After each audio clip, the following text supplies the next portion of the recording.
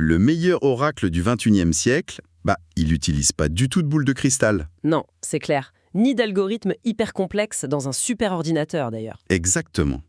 En fait, cet oracle, il a la peau jaune, il a 4 doigts à chaque main et il vit dans une ville qui s'appelle Springfield. Ouais, et le pire, c'est que son taux de réussite fait complètement frémir les statisticiens les plus sérieux. C'est fou, hein? Aujourd'hui, on plonge dans un dossier vraiment exhaustif de Block News.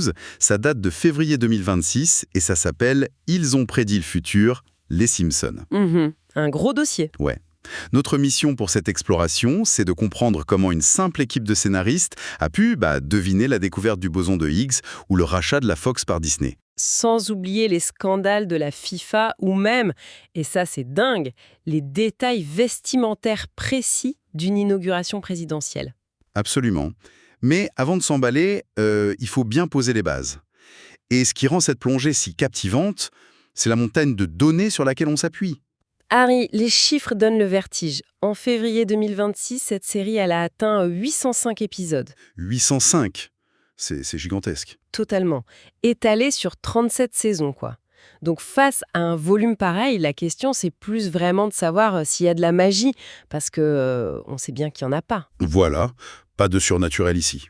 Exactement. Le vrai enjeu, c'est de décortiquer la mécanique intellectuelle. En gros, comment une satire à la télé peut devenir une vraie machine à prédiction redoutable. D'accord. Alors, décortiquons tout ça. Pour comprendre la mécanique, faut soulever le capot, quoi. Faut aller dans la salle des scénaristes. La fameuse writer's room. C'est ça. La source souligne un truc technique super important. C'est le délai de production. Il leur faut environ 6 mois pour fabriquer un seul épisode. Ouais, 6 mois entre l'écriture et la diffusion à la télé. Donc, ça veut dire que c'est physiquement impossible pour eux de coller à l'actu chaude. Genre, si un gros scandale éclate à mardi... Ils peuvent faire aucune blague dessus le dimanche qui suit. C'est juste impossible. Voilà. Et c'est là que ça devient intéressant. Parce que cette contrainte technique, c'est ça qui a forgé leur méthode, non ? Complètement. Vu qu'ils ne peuvent pas traiter l'actualité immédiate, ils sont obligés d'étudier les tendances de fond. Les mouvements longs de la société. C'est ça.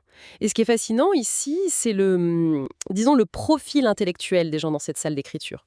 Le dossier de Block News rappelle des trucs que les gens ignorent souvent. Ouais, on s'imagine juste des humoristes, mais en fait pas du tout. Mais pas du tout. Prenez Al Jean, par exemple. C'est le showrunner historique. Le gars est diplômé d'Harvard en mathématiques. Avec la mention magna cum laude en plus. Exactement. Et David X. Cohen, un autre pilier de l'équipe, il a étudié la physique théorique. Et à côté d'eux, il y a des anciens étudiants en histoire, en littérature classique. En gros, c'est des scientifiques purs et durs qui écrivent des blagues. Voilà. C'est comme, j'y pensais en lisant le dossier, c'est un peu comme essayer de tirer sur une cible mouvante dans le noir, mais au lieu d'avoir un simple pistolet, vous avez une armée de scientifiques du MIT armés de fusils à lunettes. Mais du coup, comment ce background scientifique se traduit en satire sociale ?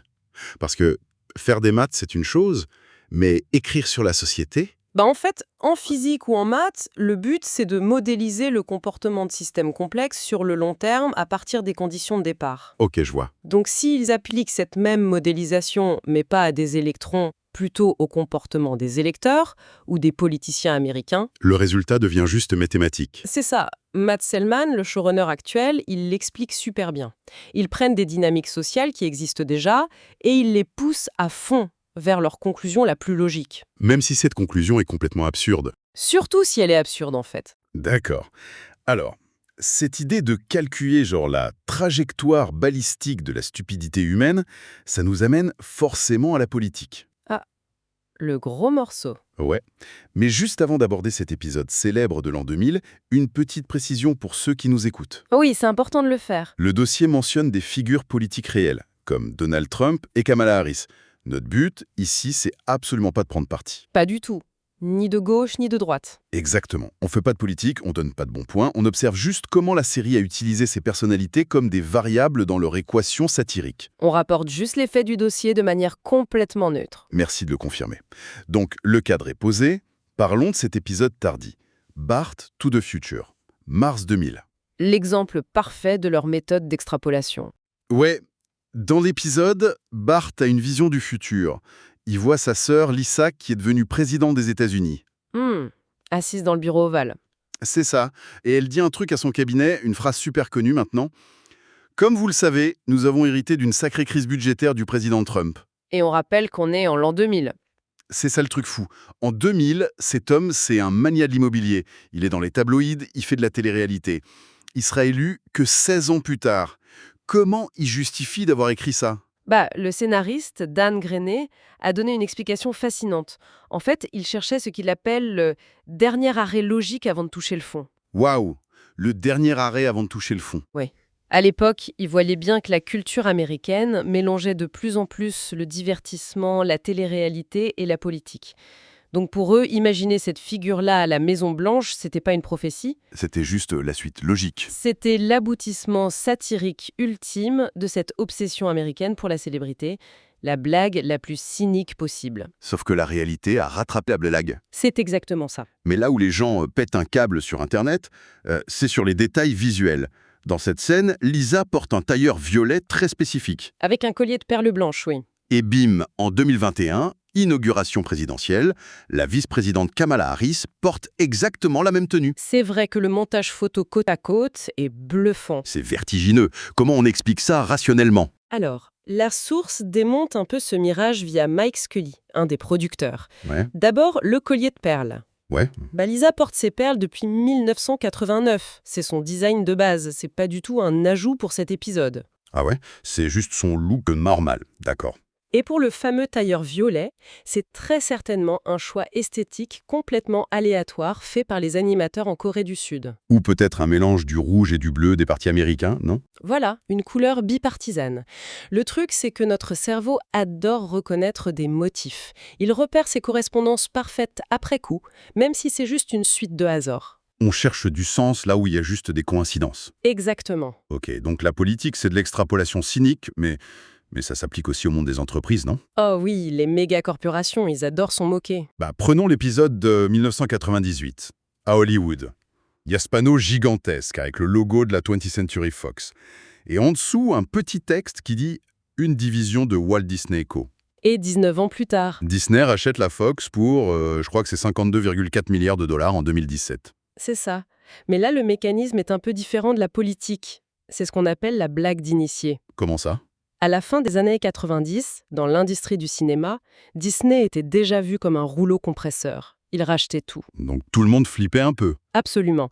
Et la série était diffusée par la Fox, donc les scénaristes faisaient juste une blague sur la vulnérabilité de leur propre patron face à Disney. C'est l'anxiété du milieu transformée en gag d'arrière-plan. C'est énorme. C'est un peu comme si t'es à la machine à café, tu fais une vanne sarcastique sur la boîte qui va vous racheter, et 20 ans après, ça devient un contrat à 50 milliards. C'est exactement ça. Mais bon, on a parlé de la politique et du business. C'est ici que ça devient vraiment intéressant, parce que le dossier parle d'un truc où le cynisme suffit plus à expliquer le miracle. La physique quantique. Ah oui, l'épisode d'Homer l'inventeur. Toujours en 1998, Homer a une crise de la quarantaine, il veut devenir inventeur, on le voit devant un tableau noir avec une craie, et il écrit des équations.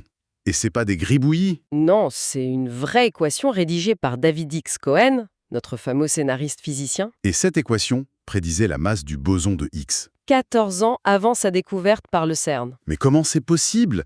Il l'estimait à 775 giga-électronvolts, c'est ça? Oui, c'est ça. Simon Singh, un auteur scientifique que la source cite, a analysé ce tableau. Alors, le CERN a trouvé la vraie masse entre 125 et 127 giga-électronvolts. Donc l'équation d'Homer était un peu au-dessus? Un peu plus élevé, ouais. Mais pour de la physique théorique pondue pour un dessin animé du dimanche soir, tomber dans ce genre de grandeur, c'est un exploit monumental. C'est dingue. Mais pourquoi faire ça? Quel est le but de cacher de la physique quantique pointue dans un gag d'une seconde? C'est l'ADN de leur celle d'écriture, l'easter egg ultime, quoi. Ces gars-là écrivent pour se faire rire entre eux, pour faire un clin d'œil à leurs anciens potes de fac au MIT ou à Harvard. Genre, regardez ce que j'ai glissé dans les Simpsons. Totalement. C'est une façon d'injecter une rigueur académique de pointe dans le personnage le plus stupide de la télé. Ouais, le contraste est parfait. Mais je vous arrête tout de suite. Oui, La physique quantique, les rachats d'entreprises, ok, c'est des systèmes qu'on peut modéliser, mais comment on explique des événements hyper spécifiques? Aucune équation on peut prévoir un truc pareil. à quel événement vous pensez? L'épisode de 2014 sur la Coupe du Monde de foot. La FIFA est tellement corrompue qu'ils engagent Homer comme arbitre. Et dans cet épisode, on voit l'arrestation d'un dirigeant pour corruption, est-il l'Allemagne qui gagne la coupe? Et la réalité a suivi? Mais complètement. En 2014, l'Allemagne est championne du monde, et l'année d'après, le FBI fait une descente dans un hôtel de luxe en Suisse pour arrêter les ponts de la FIFA. Ça rentre dans aucune formule mathématique, ça. Eh bien si, en fait. Il faut invoquer la loi des grands nombres. La loi des grands nombres. Oui. Imaginez un dé à 6 faces. Si on le lance 100 fois, on a des résultats variés. Mais si on le lance 1 million de fois... On finit forcément par faire genre 10 fois un 6 de suite. Exactement. Et pour quelqu'un qui regarde juste cette série de 6, ça a l'air magique. Mais statistiquement, c'était inévitable. Sur 800 épisodes, avec 16 cerveaux brillants qui pondent des dizaines de micro-scénarios par semaine, ils ont lancé le dé des milliers de fois. Ah, je vois. Donc sur le tas, il y a des trucs qui tombent pile poil. C'est inévitable. Et le dossier est plein de ces coups de dés hallucinants. Genre l'épisode de 2006 où Homer est dans un petit sous-marin foireux qui se coince dans une épave et il manque d'oxygène. La résonance avec la tragédie d'Ocean Gate en 2023 est effrayante, c'est vrai. C'est glaçant. Mais, comme dit le dossier, l'idée du sous-marin artisanal qui tourne mal, c'est un cliché de scénario classique. Tout à fait. Ils ont aussi montré la victoire des États-Unis en curling contre la Suède en 2018, prédit en 2010. Lady Gaga suspendue au Super Bowl. Et mon préféré, faut qu'on en parle, la blague sur Cypress Hill. Ah oui, excellente celle-là. En 1996, petite blague de passage, le groupe de rap Cypress Hill a engagé par erreur l'Orchestre symphonique de Londres parce qu'ils étaient un peu trop défoncés. Une blague absurde de 2 secondes. Et 28 ans plus tard, en 2024, Cypress Hill fait vraiment un concert avec l'Orchestre symphonique de Londres au Royal Albert Hall, juste pour rendre la blague réelle. C'est la beauté de la loi des grands nombres appliquée à la pop culture. S'ils jettent des fléchettes sur tout, le sport, la musique, tout, certaines font mouche. Surtout quand les cibles s'ajustent elles-mêmes pour correspondre à la blague. Ouais, la réalité qui imite la fiction. Mais du coup, avec toutes ces vraies prédictions, Internet s'est complètement emballé. Ah oui, la machine s'est emballée. La frontière entre la série et les fake news a totalement disparu. C'est pour ça que la source utilise Snops, le site de fact-checking, pour casser les mythes. Parce que les gens ont carrément fabriqué de fausses prophéties, non? Absolument.